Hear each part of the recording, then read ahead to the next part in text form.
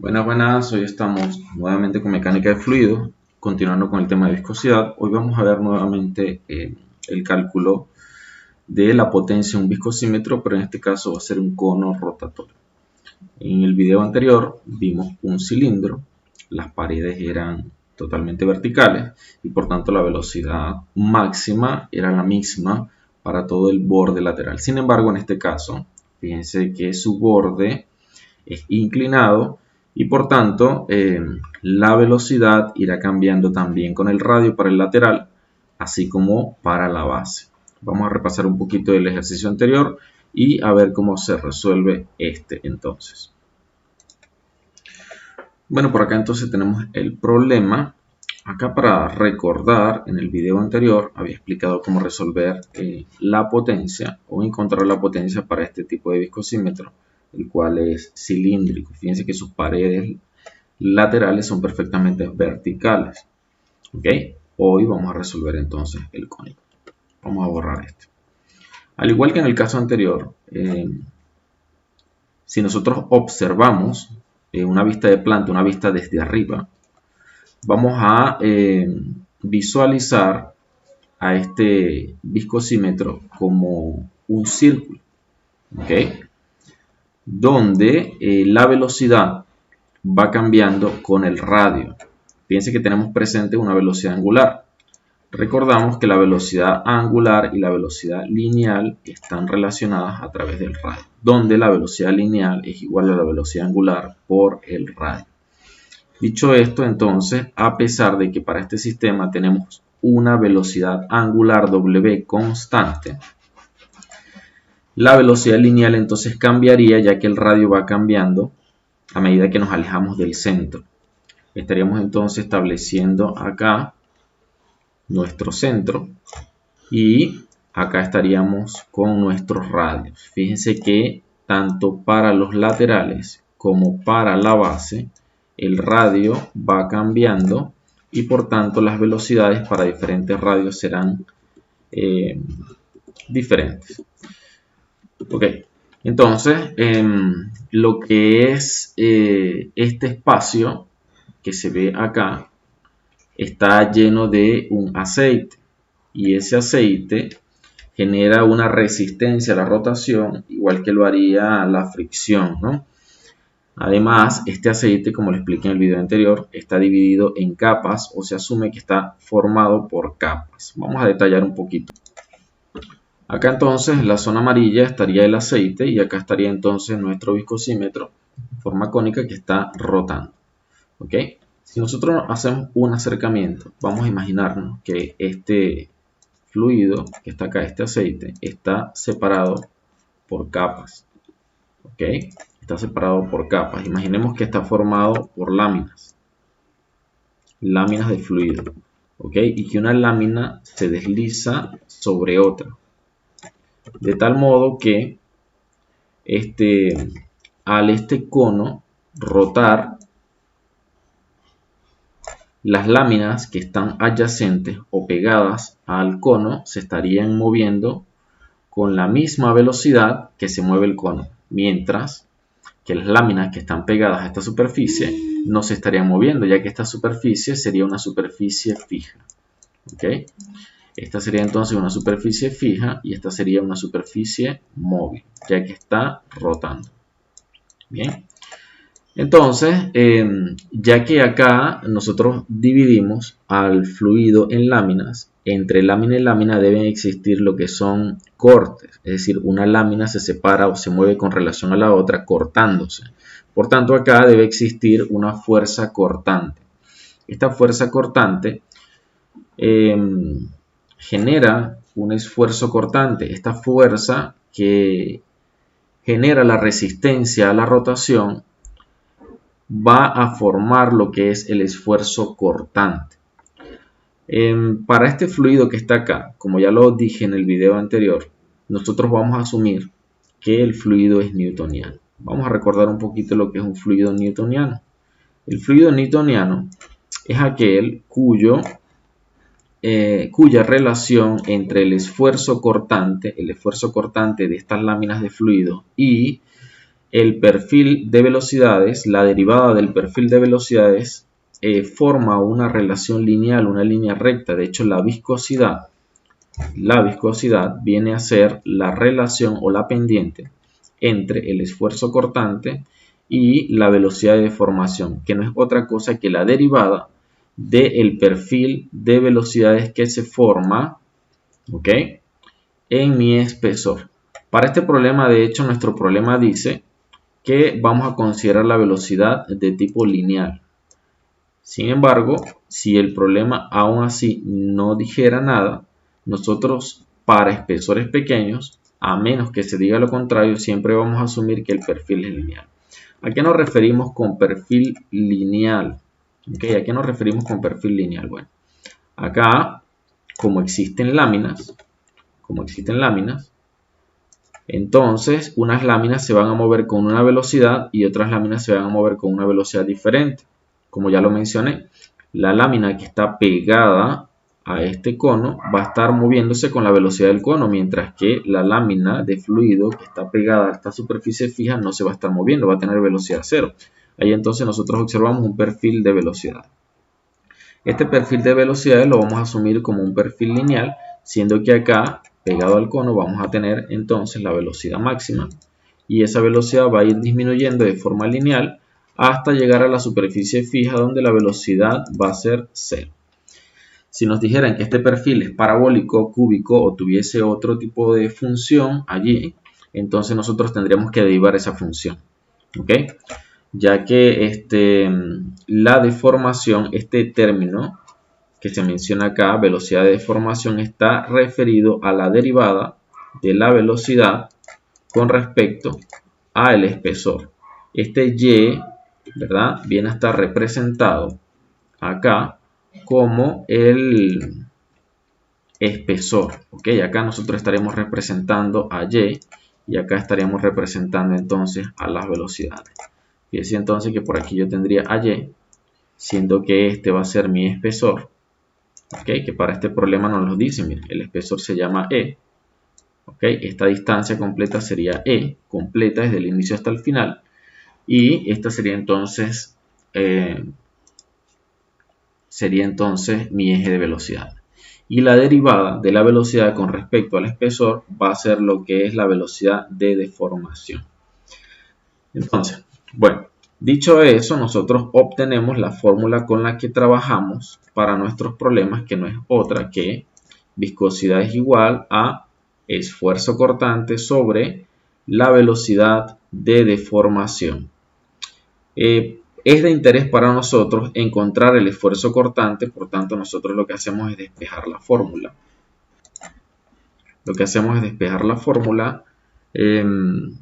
Recuerden, para fluido newtoniano, asumiendo que este aceite se comporte como un fluido newtoniano y estableciendo que existe una relación lineal entre estas dos variables, esfuerzo cortante y velocidad de deformación.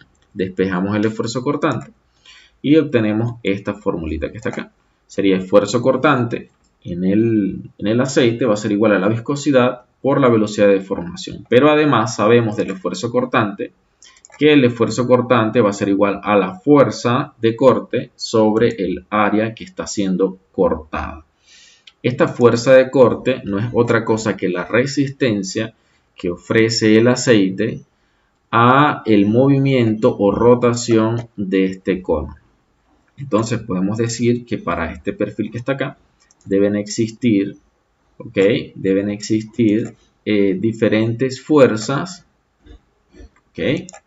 dependiendo de la distancia a la que estemos del centro, donde al final con la velocidad máxima tendríamos la fuerza de resistencia máxima, y a medida que nos acercamos al centro esta fuerza va a ir disminuyendo. Cambian las velocidades, cambian la fuerza. ¿Cómo sabemos esto? Bueno, si nosotros observamos, al despejar la fuerza de acá, el área pasaría a multiplicar la viscosidad y la fuerza quedaría también en función de la velocidad. Fíjense que la viscosidad es una constante, el área sería constante, pero lo que es la derivada de la velocidad, ese sí va a cambiar, ya que la velocidad depende del radio. Ahora bien, nosotros vamos a encontrar la potencia, nos pide el problema hallar la potencia. Okay, acá la tenemos, potencia en función de la velocidad angular, que es el dato que nosotros tenemos por acá, ¿no? Entonces, la potencia debemos recordar que es igual a la fuerza por la velocidad. Acá tenemos las herramientas necesarias para resolver el problema, ¿ok? Aclarando el contexto. El resto, básicamente, solamente sustituir. Pero hay algunas cosas importantes a considerar, ya que todo depende del radio y el radio cambia. Nosotros debemos trabajar con valores diferenciales. Es decir, yo lo que voy a hacer para poder resolver este problema es tomar una tira diferencial. Vamos a colocarla en otro color. Bien, yo lo que voy a hacer es colocar encontrar una tira diferencial acá. Bien, señalamos acá una tira diferencial y voy a trabajar entonces con ella, de tal modo que yo voy a encontrar lo que es la resistencia de la fuerza en un pequeño diferencial, en este pequeño diferencial, y luego tendría que encontrarlo para todo el cono.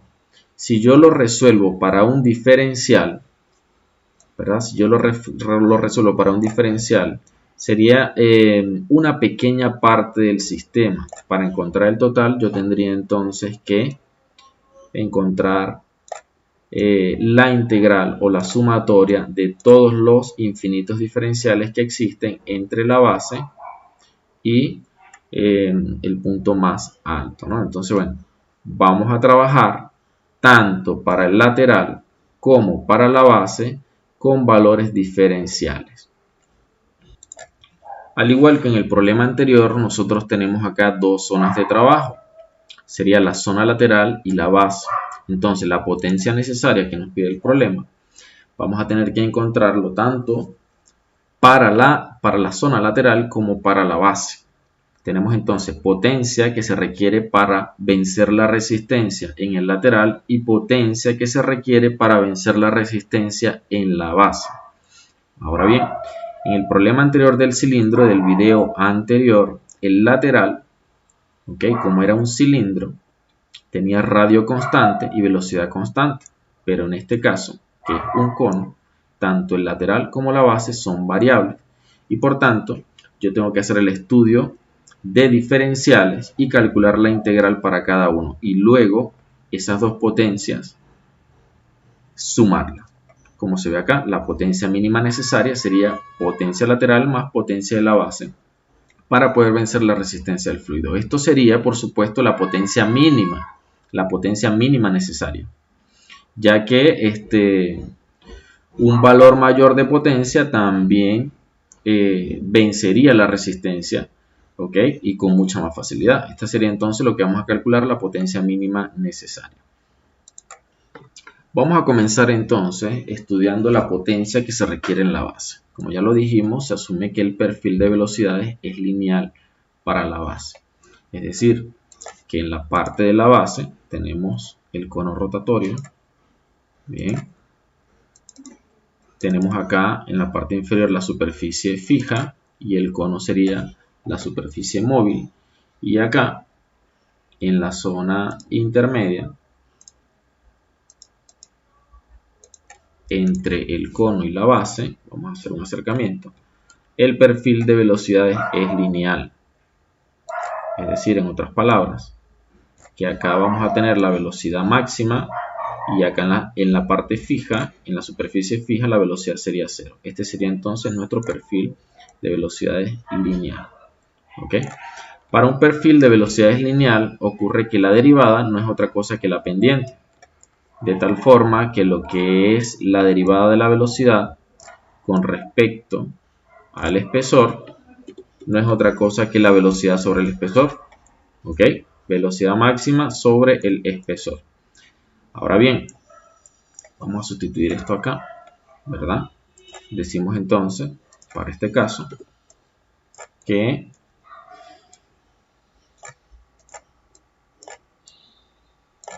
la derivada de la velocidad con respecto al espesor sería la velocidad sobre el espesor, que para este problema lo llamamos E. Y a su vez, el esfuerzo cortante es igual a la fuerza sobre el área.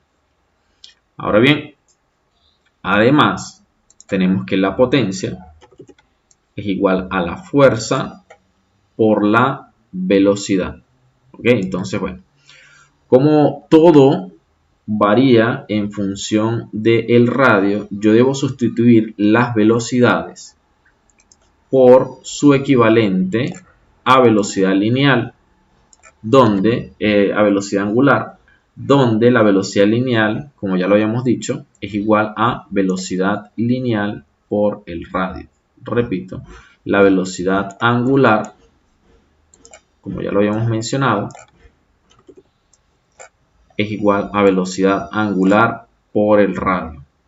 Sustituimos estos datos que tenemos entonces, fíjense, potencia, fuerza, velocidad, pero en forma diferencial. Es decir, diferencial de potencia va a ser igual a diferencial de área. Fíjense que esta área que está acá, dividiendo, pasaría a multiplicar de este lado. ¿Ok? Sería entonces área por viscosidad.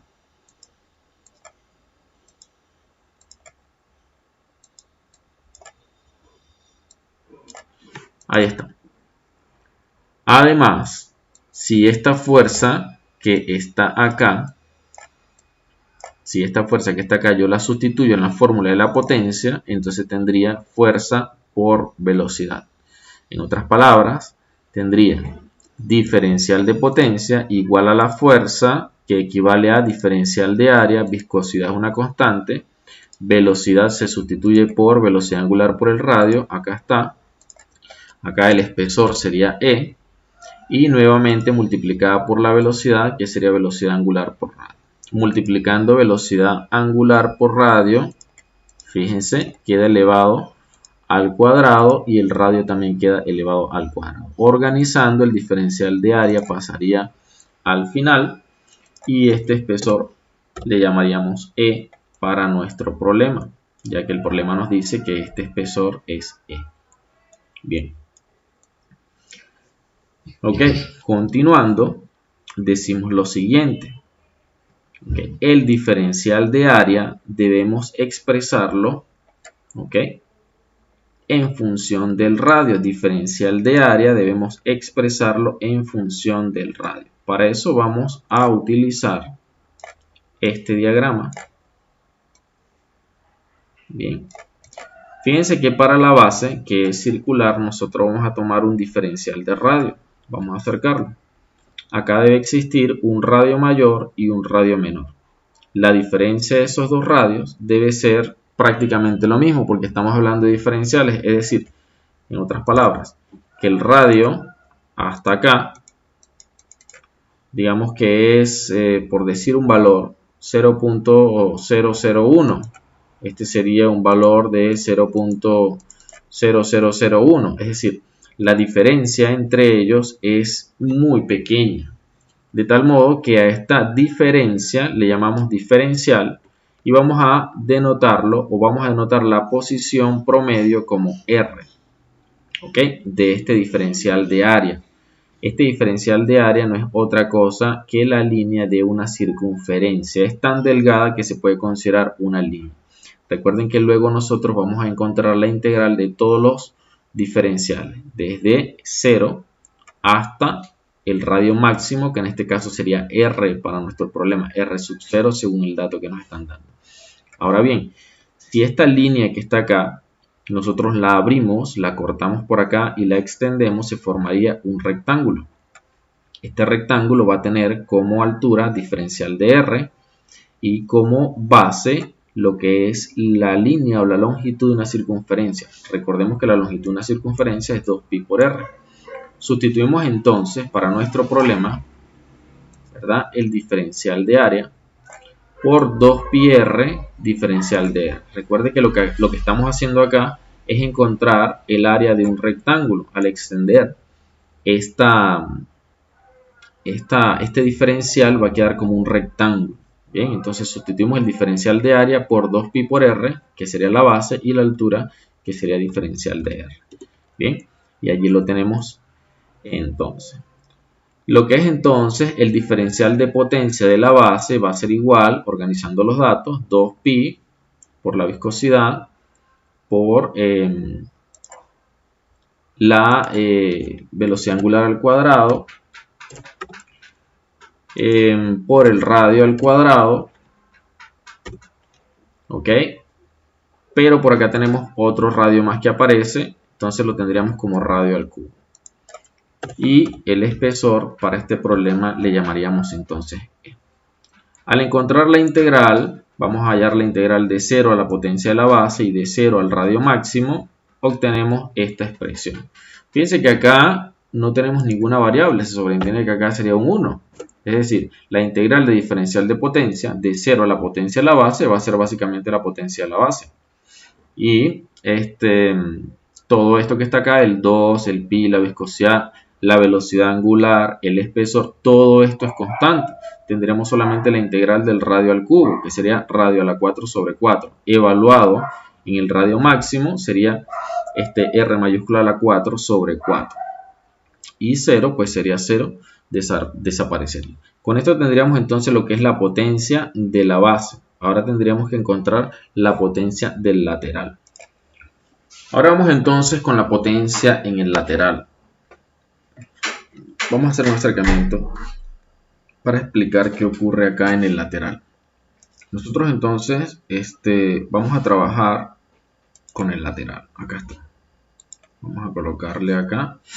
A colocarle el diferencial es algo muy pequeño, pero en este caso voy a hacerlo bastante exagerado para poder trabajar y poder mostrarles exactamente cómo se detalla este análisis, ¿no? Este análisis. Bien. Tenemos entonces esta zona. Vamos a trabajar con esta zona diferencial. Repito, la estoy haciendo grande, pero se sobreentiende que es un diferencial, un espacio muy pequeño. Acá ocurren dos cosas. ¿Okay? Acá ocurren dos cosas. Una vista desde arriba nos permitiría un diferencial parecido a este, ¿okay? A este que nosotros observamos. Vamos a copiarlo acá, vamos a llevarlo allá y vamos a establecer las diferencias. Visto desde arriba, este también se vería como un diferencial de esta manera. ¿Ok? Pero no es igual a la base. ¿Por qué? En la base es completamente plana. En la base es completamente plana. Así que al yo transformar este diferencial que está acá a una línea de esta manera, nos quedaba como un rectángulo.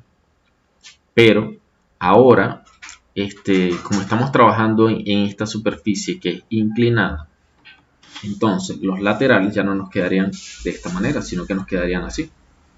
Vamos a borrar esto para mostrarles acá cómo quedaría. Quedaría de la siguiente manera. Queda como un trapecio. Al abrirlo, queda como, por decirlo de esta manera.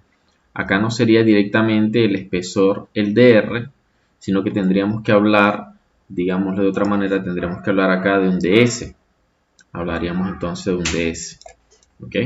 En vez de un dr, hablaríamos de un ds. Es como para hacernos una idea. ¿Okay? Como para hacernos una idea. Vamos a borrar esto.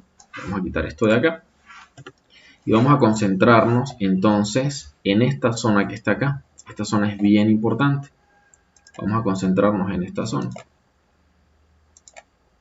Esta zona que está acá, fíjense que es una zona inclinada. Nosotros acá entonces vamos a hablar de un ds, porque es por llamarle, pues, por colocarle una variable, vamos a llamarle ds. Ahora bien, nosotros para este sistema que está acá, debemos establecer unos ejes coordenados. Ok, vamos a hablar de este eje vertical y este eje horizontal. Ahora, a este eje vertical vamos a colocarle una variable. Esta variable vamos a llamarle z por ser altura. Y a esta variable vamos a llamarle r por estar referido, fíjense, acá el radio sería 0 y a medida que vamos avanzando, el radio acá en este punto exactamente va a ser para este problema R sub 0, que nosotros para abreviar simplemente le vamos a llamar R. Bien, pero este sería un R sub 0. Según los datos de nuestro problema, al inicio nos dicen que acá este radio es R sub 0. Oye, este no me sale muy bien. Vamos a borrarlo. Y lo voy a dejar simplemente como R, ¿bien? Dicho eso, entonces tenemos lo siguiente. Si yo me voy a esta zona, yo diría que de acá hasta acá, ¿verdad? De acá hasta acá, habría un radio grande, un radio mayor, y hasta acá tendríamos un radio menor, de tal forma que a esta parte del triángulo yo le puedo llamar DR. Ahora, hablando de alturas, vamos a cambiarle el color acá. Hablando de altura, yo podría decir lo siguiente. De acá hasta acá, quería colocarle otro color, colocarle verde claro. De acá hasta acá, yo podría hablar entonces de un Z menor. Y de acá hasta arriba, yo podría hablar de un Z mayor. De tal modo que yo podría hablar en este caso de la diferencia de Z. Es decir, si tengo un Z mayor y un Z menor, yo puedo hablar en este triángulo de un diferencial de Z. ¿Ok? Entonces observo, ¿verdad? Que este ds está relacionado con dz y está relacionado con dr. Como la intención para nosotros es dejar todo en función del radio, entonces vamos a relacionar a ds con dr. ¿A través de qué función trigonométrica podemos relacionarlo? Bueno, hay que observar qué ángulo nos da el problema. Si yo observo mi problema, nos vamos al inicio, a los datos que nos dan, y no nos dicen nada de ningún ángulo. ¿Ok? Pero existe una relación entre ellos. Y obviamente si es un cono, es un ángulo que siempre va a poder ser conocido. De tal modo que, ¿ok? Yo puedo establecer una relación trigonométrica para nuestro problema y decir, por ejemplo, que este ángulo que está acá, yo le voy a llamar θ. ¿Ok? Si no queremos la función trigonométrica como tal, luego la podemos sustituir por valor. ¿A qué me refiero con esto? Bueno, fíjense que para el problema nos están dando la distancia que hay desde la parte superior hasta la parte inferior. Y nos han dicho que esa altura completa tiene valor de h. ¿Ok? Y nos han dado el valor del radio mayor, ¿ok? O el radio hasta el extremo, que le hemos llamado r. De tal modo que yo podría decir fácilmente, ¿verdad? Que por ejemplo, la tangente del ángulo va a ser igual a cateto opuesto entre cateto adyacente, que sería entonces el h mayúsculo, ¿ves? Ese sería. ¿Ok? Así que no hay ningún problema. Este ángulo que está acá se puede calcular con la tangente, en caso de existir. Pero volvamos al triángulo. Para este triángulo que está acá, entonces este ángulo que está acá debe ser el ángulo, el mismo ángulo θ. Bien. Vamos a relacionar entonces a ds con dr. ¿Con qué función trigonométrica podemos relacionarlo? Con el coseno. El coseno del ángulo, ¿verdad? Va a ser igual. El coseno no, perdón. El seno. El seno del ángulo va a ser igual a cateto opuesto sobre hipotenusa. El seno del ángulo va a ser igual a el cateto opuesto, que en este caso sería dr, sobre la hipotenusa, que en este caso sería ds. Y tendríamos entonces acá la relación entre dr y ds. Recuerden que queremos expresar todo en función de dr. Bien, en función de dr. Lo que significa entonces que nuestro lateral de nuestra cinta no va a ser de z ni va a ser de r, va a ser de s. Entonces yo voy a expresar, ¿ok? Este lateral, que va a ser la altura de mi cinta diferencial ds, ¿ok? Va a ser igual a dr sobre el seno del ángulo. Bien, dr sobre el seno del ángulo. ¿Y listo? ¿Ok? Ahora sí voy a construir, vamos a hablar de nuestra tira diferencial, pero en este caso nuestra tira diferencial no va a ser de R, o sea, este ancho que está acá no va a ser de R, sino que va a ser de S. ¿Okay? Entonces, estas son aproximaciones en una escala muy pequeña. Nosotros decimos acá entonces que el ancho de nuestra banda, de nuestra cinta, va a ser de S, y que la longitud o la base de nuestro rectángulo igual sigue siendo, fíjense, una línea de circunferencia cuyo valor es conocido, sería 2pi por el radio. ¿Ok? De tal modo que nuestro diferencial de área va a ser igual a 2pi r ds. Pero bien, como ya lo habíamos demostrado, nuestro diferencial de S va a ser dr sobre el seno del ángulo. Entonces este sería dr 2pi r por dr sobre el seno del ángulo. Allí lo tenemos. Allí lo tenemos. Este sería entonces nuestro diferencial de área.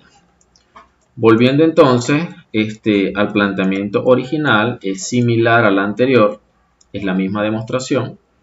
¿Okay? El esfuerzo cortante va a ser igual a el área, o sea, todo esto que está acá se cumple de igual manera como se cumplió para la parte de la base. Lo que va a cambiar en realidad es nuestro diferencial de área, ya que el diferencial de área ahora va a tener que considerar esta inclinación que tenía nuestro cono. Bien, entonces, dicho eso, la demostración sería la misma hasta acá. De todos modos lo repetimos. Volvemos a hacer el análisis, lo volvemos a mencionar y decimos diferencial de potencia necesaria para el lateral va a ser igual al diferencial de área por la viscosidad por velocidad angular por el radio sobre el espesor, que sigue siendo E, por la velocidad. Ya habíamos dicho que la potencia es igual a fuerza por velocidad y que la fuerza se despeja de lo que es el esfuerzo cortante. Relación entre la viscosidad para un fluido newtoniano y lo que es el esfuerzo cortante en sí. Bien. Listo. Entonces, organizando, tenemos viscosidad por velocidad angular al cuadrado, por radio al cuadrado, sobre espesor, por diferencial de área. Este sería diferencial de potencia para el lateral. Y por acá le cambiamos también diferencial de potencia para el lateral. En este caso, tendríamos 2pi por r por diferencial del radio, ¿verdad? Entre el seno del ángulo. Ahí estaría entonces la diferencia. Diferencial del radio sobre el seno del ángulo. Ahora bien, si nosotros realizamos la integral, ¿cómo nos quedaría? Pues bueno, la integral de 0 a la potencia del lateral del diferencial de la potencia va a ser igual a la potencia del lateral. Básicamente porque está de 0 a la potencia del lateral. Y de acá, si nosotros organizamos, pues nos vamos a tener acá 2pi, ¿verdad? La potencia del lateral va a ser igual a 2pi por la viscosidad, por la velocidad angular al cuadrado, por el seno del ángulo, de el radio máximo a la cuarta sobre 4. Sobre 4. ¿Ok? Y este 2 que está acá se puede simplificar con este 4 y quedaría acá sobre 2. Muy bien, ahí lo tenemos. Tendríamos entonces lo que es la potencia para la base, que ya habíamos calculado. La potencia mínima necesaria para vencer la resistencia en la base y la potencia mínima necesaria para vencer la resistencia en el lateral. Entonces la potencia total requerida, la potencia mínima requerida, o sea, combinando lo que es la base y el lateral, potencia mínima requerida sería total porque sería la base más el lateral, básicamente sería la suma de estos dos. Entonces le llamamos potencia, ¿verdad? Requerida, y en este caso pues va a ser igual a la suma, ¿no? Vamos entonces a colocar simplemente acá la suma, colocamos estos términos sumando y eso ya sería entonces nuestro problema. Bien, aquí ya lo tendríamos resuelto. La potencia requerida para este viscosímetro viene dada entonces por esta expresión. Eso sería todo, amigos. Si te ha gustado el video, dale like y comenta. Bien, activa la campanita para estar atento a los videos que estaré subiendo. Muchas gracias.